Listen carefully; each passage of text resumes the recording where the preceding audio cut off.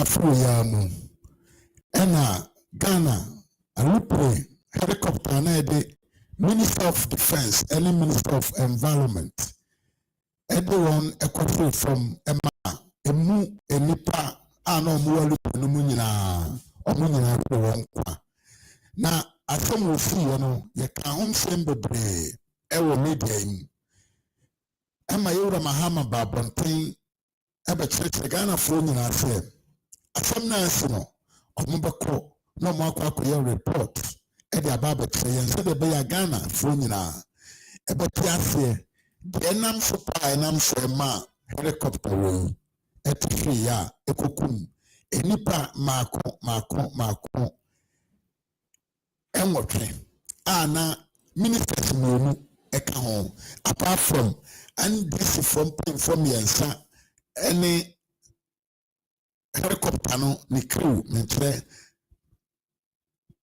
soja for omoka helicopter no na yero mahama class mo bosome miensa enie ene finally report na babonton yedin chechire mu aba de nam so ene kwan a efa so a ema plane we ekotihwe ya enipa enwotwe efre won kwa na to cut everything short answer na yebeko yekote report no directly no oba de nam so pa ema plane no every from no eye weather no na soja ni panyini a owo Ghana Armed Force no ababonten edin chechiremu dito ababonten de nam so ene kwanya efa so a ema promo ektifi from a enipa dasani ehwere ne nkwa se de esisi no mega se yenko nkonko tie free the man of itself we part of the report by no yenko tie bra na o chechirem de nam so ene kwanya efa so a no tishwe ya enipa enwotwe ehwe wonkwa ayo Ras Media subscribe na beka musiako no yanko yamresisia. The flight started out being conducted under visual flight rules. Now, if you're flying under visual flight rules, what it means is you're using visual references to navigate. It's a normal way of flying. So they were using visual cues to navigate to go to Obuasi. And so they had to stay away from cloud in contact with the ground. So as the cloud base changed, they changed their altitude. Where they needed to avoid, they would avoid.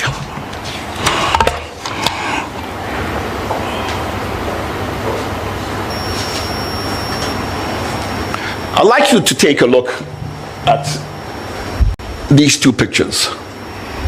Now, first of all, these pictures were taken in the environs of where the accident took place. Take note, it wasn't taken on the day of the accident, but it's just representative. The picture on the left shows the morning weather and shows you the visibility, gives you some idea of the visibility on the day. The picture on the right is taken from the same place, looking at the same area, and you can clearly see that you can make out the ridges in the terrain over there.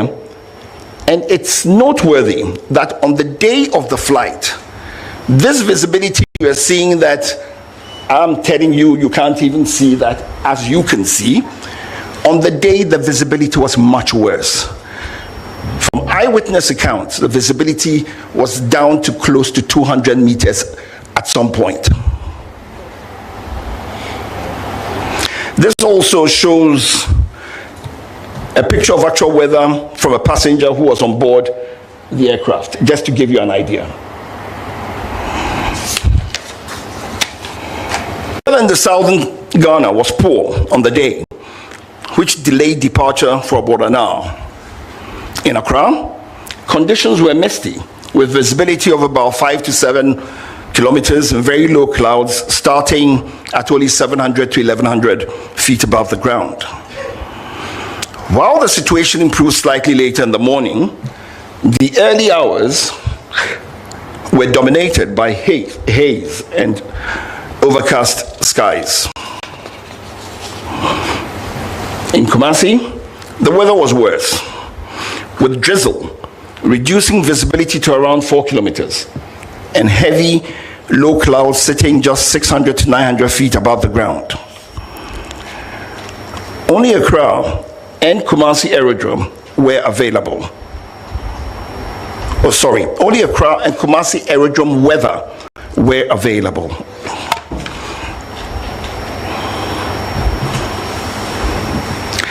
There was no formal information on the weather available to the pilots along the flight route. Witnesses reported poor visibility due to fog and rain at Brofo Yedru and its environs. Environmental conditions in the Dampier Forest Reserve and its rugged terrain of hills, mountains, created conditions such that over such rugged terrain, you can have turbulence, downdraft, and other phenomena.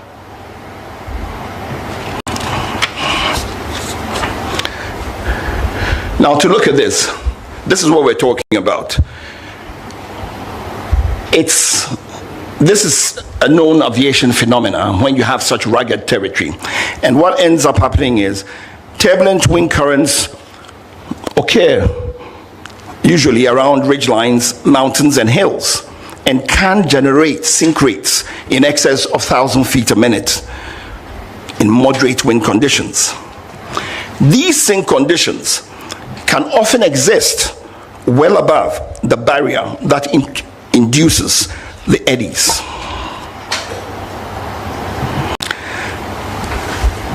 We assessed the aircraft to see if it was fit for purpose. The helicopter entered the Ghana Air Force Service in May 2015, having been manufactured in 2012, and it reached its 10-year service threshold on 18th May 2025. Aircrafts have periodic checks to make sure that they are fit for service. The Air Force has 25-hour checks, 50-hour checks, and 100-hour checks. The 10-year check for the helicopter is what was mandated for this helicopter. Now, as is usual, an operator, in this case Ghana Air Force, requested from the manufacturer an extension. And it's normal, happens in civil flying, happens with any type of flying. The manufacturer gave a 90-day extension to 18th August 2025. And basically, the helicopter met all the basic safety requirements. That notwithstanding, it's sort of clashed, it sort of met a 100-hour check. So the Air Force also did a 100-hour check on the helicopter before the flight. The aircraft on the day was declared serviceable and duly signed off by both the engineers and the captain. The flight data report indicates that the helicopter was in good working condition. The helicopter, however, did not have some avionic safety enhancements.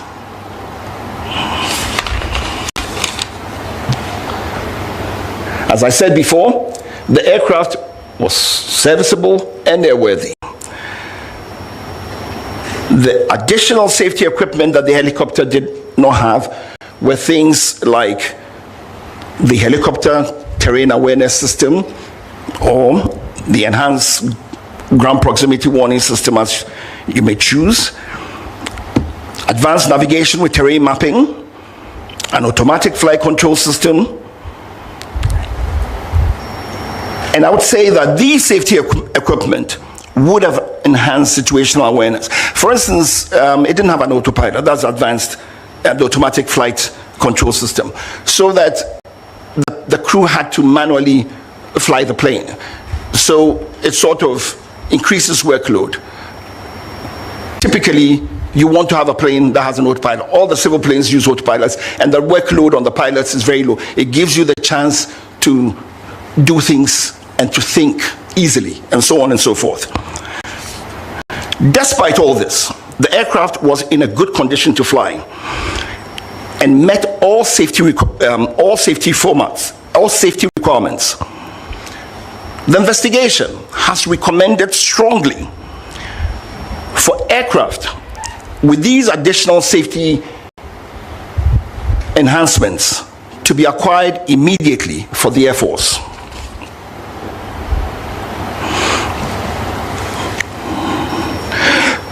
To rule out any potential human causes, we also examined the qualifications, experience, and competence of the crew.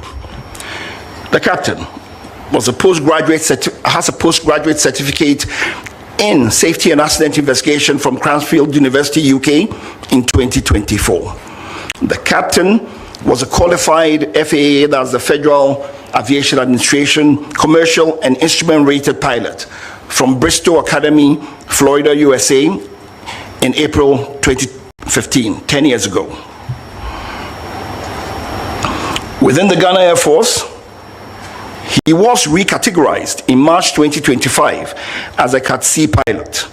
That is, a pilot qualified to be a captain on the helicopter, the Z9 helicopter.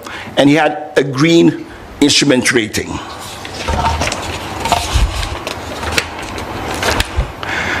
In the Air Force, they have gradings for pilots, categories for pilots from A to D.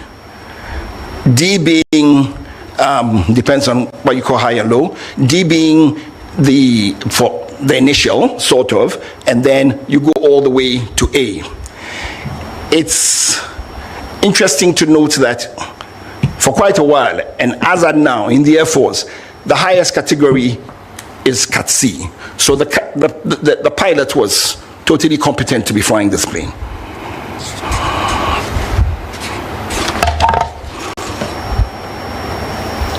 The co-pilot was also a qualified FAA commercial and instrument rated pilot from Bristow Academy, Florida, and he qualified in April 2023. In December 2024, he was recategorized within the Ghana Air Force as a Category D pilot on helicopter type with a white instrument rating. To further rule out any potential human causes, we examined the medical and psychological records of the crew. A review of the medical and personal records revealed no known medical or psychological conditions in the captain, co-pilot, or technician at the time of flight. All three were described by witnesses as calm, prepared, and professional during the pre-flight activities. Fatigue or medication was not considered to have materially affected their performance on the day of flight.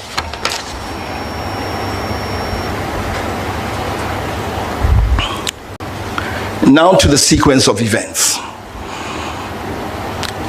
The flight departed Accra under visual flight rules in marginal weather. The flight to Brofuyedru was uneventful. Brofuyedru is approximately 90 miles from Accra, about 10 miles from Obuasi. As the flight approached Obuasi, visibility deteriorated rapidly due to mist and low clouds. At 9:56, the crew entered IMC, which is Instrument Meteorological Conditions. To the layman, it is they flew into clouds because they no longer could stay away from the clouds, so they flew into clouds and transitioned to IFR. Now, IFR is Instrument Flight Rules. So what it means is they now transitioned from navigating using visual cues to now navigation solely on the aircraft's instruments. The crew then initiated a climb to cross terrain that they were aware of. They initiated the climb to cross the terrain. Seconds before impact, The crew stated that they could see the high ground below, so they had gone over it. Suddenly thereafter, the helicopter that was flying up without any change in its power or in the pitch which we use to go up and down, suddenly lost height and impacted a ridgeline at about 1370 feet above sea level. And this was about 6.5 miles from the destination, and this happened at 9:58.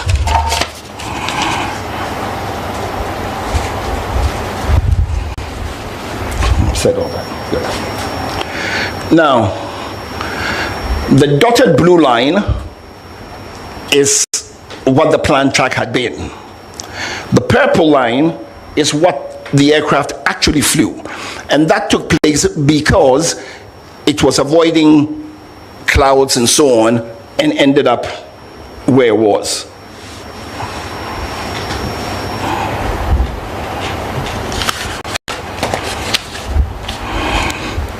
Now to our findings. The helicopter was airworthy, but it lacked additional safety enhancements. For instance, the terrain awareness warning system. Now, you know, the terrain awareness warning system, for instance, is predictive. So what it does is it tells you, warns you, it gives you a better picture of the situation and puts the pilots in a better, it gives them, puts them in a position to make better judgments, to be able to see everything and be able to foretell if there are any things that could possibly create a problem. But they lack the additional safety enhancements required for the weather phenomenon over that terrain.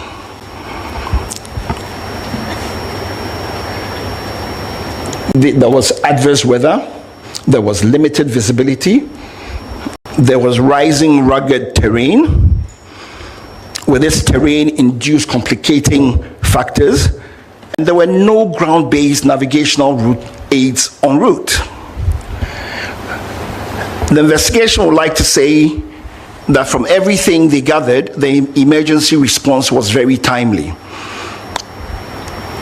The fact that these first responders managed to get to the site in about 2 hours was remarkable, because the terrain has very steep slopes.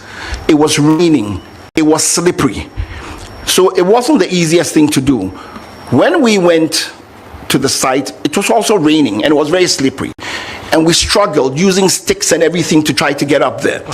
So looking at everything, we would say very confidently that the emergency response was very timely.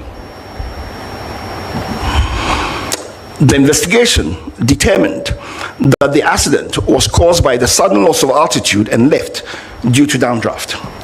This loss of altitude without change in power or pitch altitude is consistent with downdraft associated with changing environmental conditions over high terrain.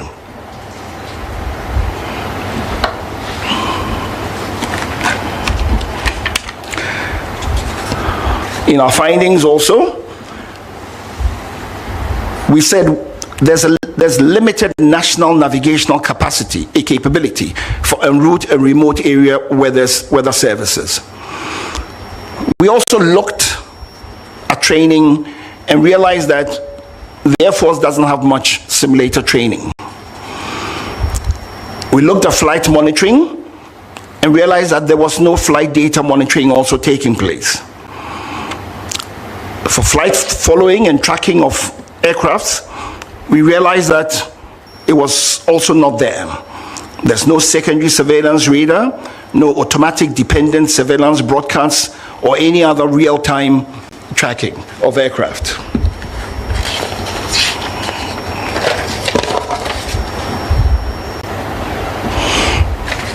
Our safety recommendations. There is a definite need to modernize the fleet of the Ghana Air Force. We have recommended that the Air Force acquire modern aircraft with terrain avoidance warning systems and modern navigation systems.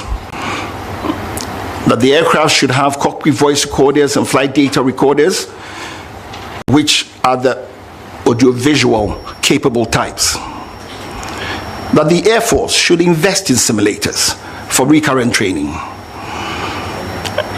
That they contract certified aviation weather provider or providers, and that Ghana as a nation should try to have en route navigational aids, especially in remote areas. The Air Force should seriously consider establishing flight data monitoring and en route tracking systems. Finally, we believe that they need to acquire ground support equipment, modernize what they have.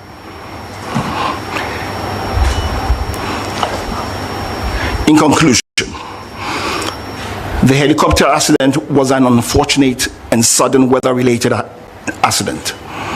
Implementing the safety recommendations will prevent the reoccurrence of future accidents.